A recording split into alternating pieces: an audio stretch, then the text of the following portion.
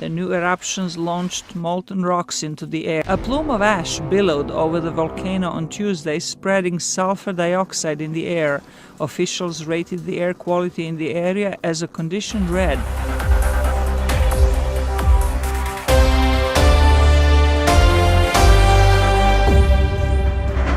A series of lava sprays illuminated the night on Hawaii's Big Island after yet another crack opened in the ground.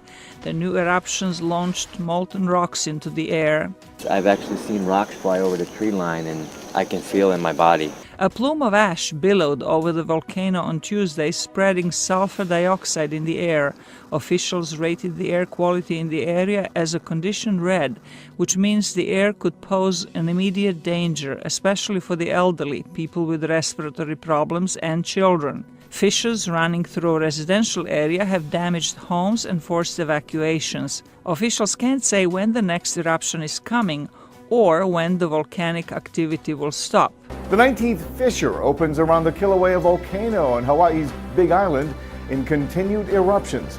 Scientists say they cannot predict how long the current eruption will last.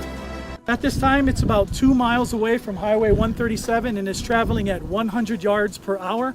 That measurement was taken this morning, so it could have gone faster, could have slowed down. We wanted to definitely thank the governor, Ige, for giving us an opportunity to write a letter to President Trump to be able to have an emergency declaration. I mean, what happened this past, only in one day, he was able to get this emergency declaration. So that definitely helps the Hawaii County.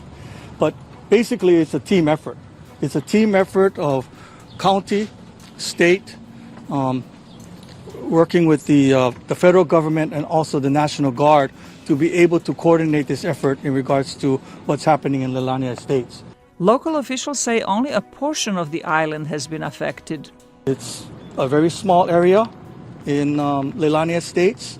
It involves all the way from Kalapana all the way to Pohiki, but it does not involve the total island. It's a portion of the island. The Hawaiian Islands, including the one called the Big Island, depend on tourism, and businesses are eager to convince visitors that most of the island is safe and open for business. But tourism officials say the bookings for hotels and tours are down by about 50%, and some cruise ships have canceled their stops at the island.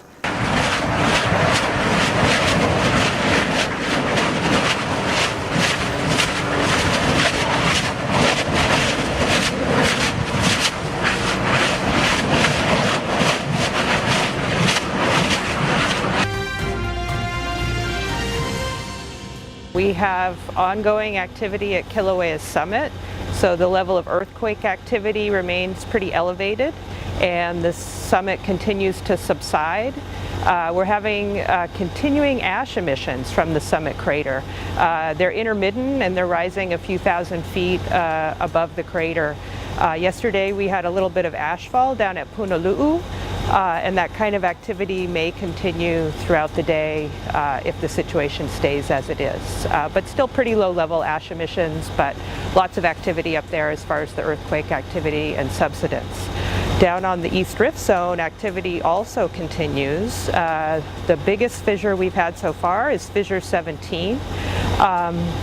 And we've been tracking that over the last day. It has a lava flow that's been heading east towards the highway, and the good news is that the lava flow advance has slowed overnight. So it's moving just a few tens of yards every hour, and it's really slowed down since early yesterday. Let's see, and activity, the fountaining at fissure 17 has also diminished somewhat. But the latest news we have is from an overflight we did first thing this morning, and there's been some new fissures open up uprift of 17, and so we think we're now at fissure 20 and 21, so we just got the information on these new fissures, and so we're kind of working it out, and they're very small still. But the potential for them to produce increased fountaining and lava flows is there, and we'll be watching those closely throughout the day. So those are just uprift from 17. This week we're also going to be looking at putting out some new seismic instruments further down rift to be able to track earthquake activity if it were to move more to the east.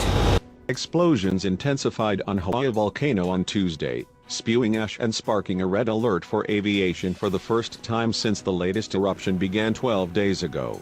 Ash and volcanic smog, or so-called VOG, rose up to 12,000 feet, 3,657 meters, above Kilauea's crater and floated southwest, covering cars on Highway 11 with gray dust and sparking an unhealthy air advisory in the community of Pahala, 18 miles, 29 kilometers, from the summit. An aviation red alert means eruption is underway that could affect aviation by spewing ash into air routes, according to the U.S. Geological Survey, USGS, website. Ash was also a new hazard for residents of Hawaii's Big Island, already dealing with volcanic gas and lava that has destroyed 37 homes and other structures and forced around 2,000 residents to evacuate. A shift in winds was expected to bring ash and fog inland on Wednesday and make them more concentrated, said John Bravender of the National Oceanic and Atmospheric Administration, NOAA. The eruption has taken its toll on the tourism industry. Big Island hotel bookings for summer months are off almost 50% from last year as daily news images of lava flows and burning homes scare off visitors to the island of 200,000 people. Rob Birch, executive director of the Island of Hawaii Visitor Bureau, told journalists on a conference call. Cancellations for July have hit at least $5 million, said Ross Birch, executive director of the island's tourism board. The booking pace for hotels and other activities, such as tours for lava viewing, zip lines and glass-bottom boats, have fallen 50%. A handful of cruise ships have also decided not to come into port, even in Kona on the west side of the island, about 80 miles, 129 kilometers, away from the volcano.